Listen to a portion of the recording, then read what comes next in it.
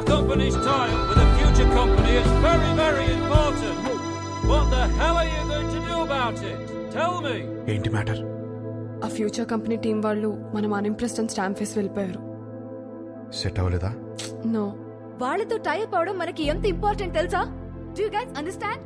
ఎక్కడున్నారు? ఇప్పుడే క్యాఫెటీరియాకి వెళ్ళారు. I need answers.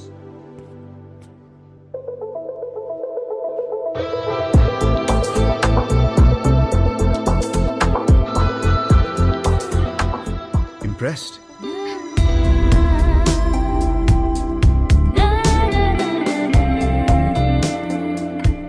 What impressed?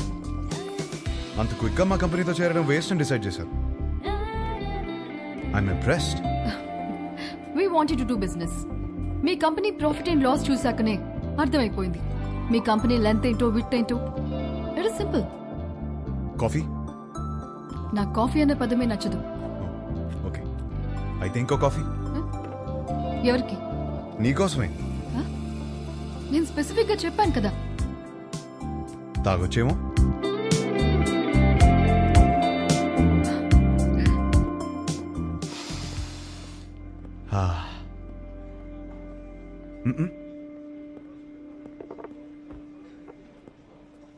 హే, ఓ ఆట ఆడదామా?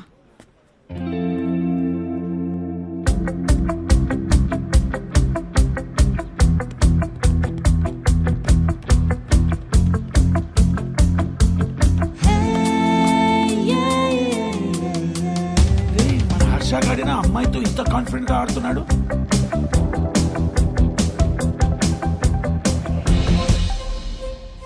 లెంత్ విడ్త్ బాగానే వాడుతున్నారు, కానీ ఇంకొక డైమెన్షన్ ఉంది. డెప్త్. మా కంపెనీ ప్రాఫిట్ అండ్ లాస్ మాత్రమే చూశారు. మా స్టాఫ్ ఎఫర్ట్స్, కమిట్మెంట్స్ చూడలేదు. We can change the balance sheet. అది మా company depth. We want to do good business. Coffee ఒక వర్డ్ కాదు, టేస్ట్.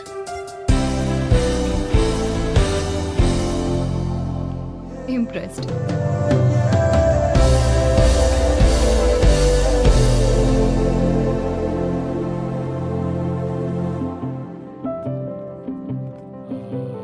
రైట్, మన కంపెనీది ఫ్యూచర్ కంపెనీతో టైఅప్ ఇస్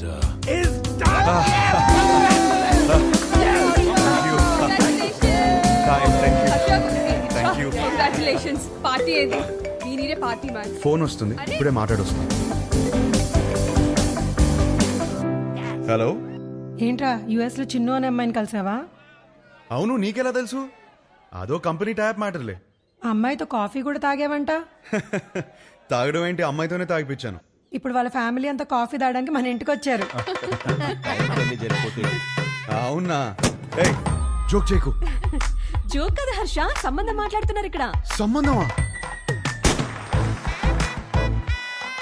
సంబంధం ఏంటి? నానా, నీకు నచ్చిన సంబంధం నేను ఓకే చేయలేదు. ఇది మన ఇంటికి వచ్చిన సంబంధం అని ఓకే చేస్తున్నాను. నానా, నువ్వు పెళ్లికి 2 రోజులు ముందొస్తే చాలు. సరే. విన్నది నిజమేనా?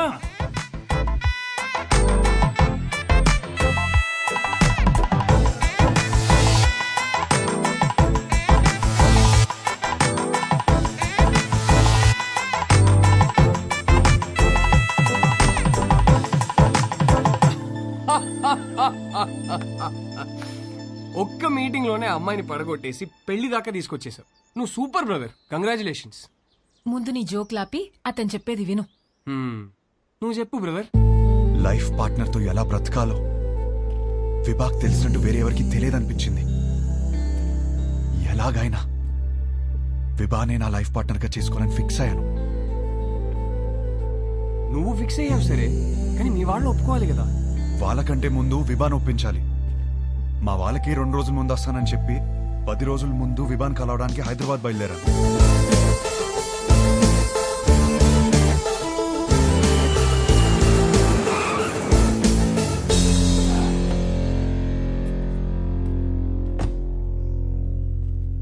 రే రే రే, ఏదైనా ఉంటే ఫస్ట్ మీ ఇంట్లో చెప్పరా. ఏం చెప్పాలరా? ఈ పెళ్ళొద్దంటే వెంటనే చెప్పవచ్చు. నాకేం కావాలో చెప్పాలి కదరా. మరి ఆ అమ్మాయి? ఆ అమ్మాయికి నేను కరెక్ట్ కాదని చెప్పాలి కదరా. అన్నిటికీ సమాధానం విభానే. రే హాయ్ ఆంటీ. ఎవరు? గుర్తుపట్టని చూద్దాం. లేదే. నువ్వా? విభాన్ కలవాలంటీ. తనిక్కడ లేదు. ఎప్పుడొస్తుంది? రాదు. ఇంట్లోంచే వెళ్ళిపోయింది.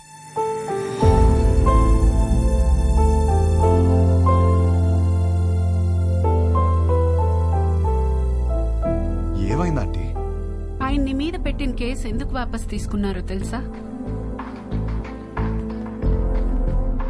నానా, చేసిన గొడవ చాలు, కేసు వాపస్ తీసుకో. కేసు వాపస్ తీసుకోవడం ఏంటి? వాడు మాట్లాడిన మాటలన్నీ నేను చెప్పినవే, వదిలేసే. అక్కడి నుంచి మొదలైంది తండ్రి కూతుర్ల గొడవ. ఒక అబ్బాయి అలాంటి మాటలు అంటేనే అందరు అలా చూస్తారే, అలాంటిది ఒక అమ్మాయి అంటే ఉమ్ముతారు. అసలు what do you expect from your married life అని అడిగితే ఐ ఎక్స్పెక్ట్ దిస్ బూడ్దా, దిస్ నాన్సెన్స్ అంటావా? ఏమిటి నీ ఉద్దేశం? 25 ఏళ్ల నుంచి కాపురం చేస్తున్నారు కదా, మరి నువ్వు చెప్పు ఏం ఎక్స్పెక్ట్ చేయాలో. ఒక మంచి సంబంధం తెచ్చి నీకు పెళ్లి చేద్దాం అనుకున్నాను. నీకు అర్జెంట్ గా పెళ్లి చేయాలి. అయితే స్విగ్గీలో ఆర్డర్ ఇస్తావా ఏంటి? ఆయన సంబంధాలు తేవటం, అది రిజెక్ట్ చేయటం, అదేమో ఆయన మీద జోకులేయటం. ఆయన ఏడుపు చూడాలి. ఆఖరికి విభాని ఒక అబ్బాయిని సెలెక్ట్ చేసింది. అమ్మయ్య, నా కూతురికి పెళ్ళైపోతుందని తెగ సంతోషపడిపోయాను. మళ్ళీ సడన్ గా ఏమైందో తెలీదు, వీడు కరెక్ట్ కాడు అంది. ఇంకేముంది, అసలు నువ్వేం ప్రూవ్ చేయాలనుకుంటున్నావని ఆయన గొడవ ఎక్కువైపోయింది. దీని జోకులు తగ్గిపోయాయి. ఆయన పోరు భరించలేక అసలు పెళ్ళే వద్దనుకొని ఇల్లు వదిలిపెట్టి వెళ్ళిపోయింది.